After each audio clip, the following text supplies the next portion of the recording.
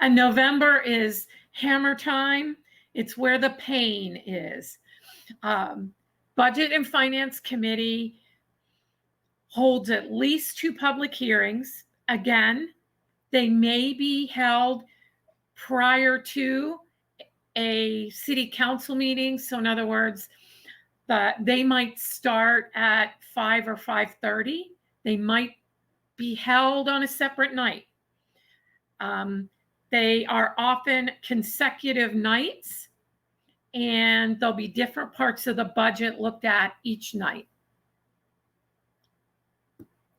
Prior to COVID, and this is really important to understand, there's a lot of questions and answers that go on in those meetings.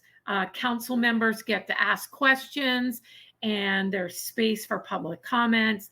The public can ask questions. Prior to the pandemic, public comment on the record was in person only, meaning you had to actually go to a city council meeting in person or into those hearings and make a comment. In 2019, we allowed, I shouldn't say we, council, the city allowed comments for the 2020 budget by email, and they were read into the record. But we do not yet know if there will be that kind of public access for the 2022 budget. We don't know what public access is going to look like. And there was discussion at the last city council meeting before hiatus, which was in July. That last meeting, there was some discussion about, maybe we should hold some community meetings throughout the summer to talk about how to do public access.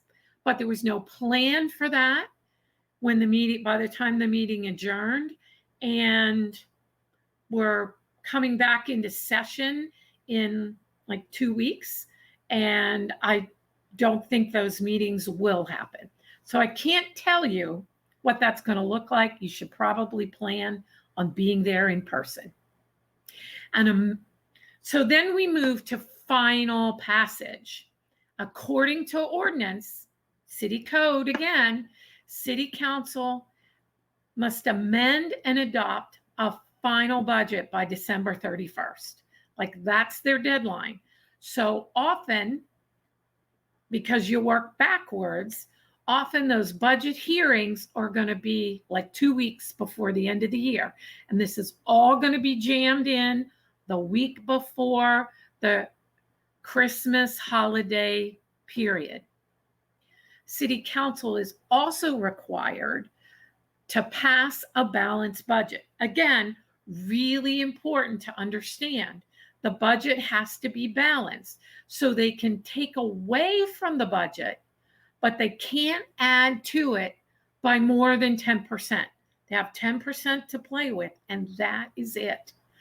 And then if the city council cuts the budget to the point where it loses jobs, then they can be sued by the mayor. So that's another piece.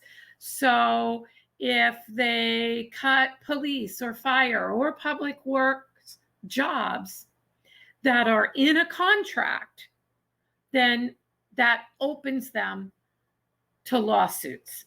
So these are the parameters that we have, that the budget works in. And so it is push it and get it done, push it and get it done. And it's always under pressure.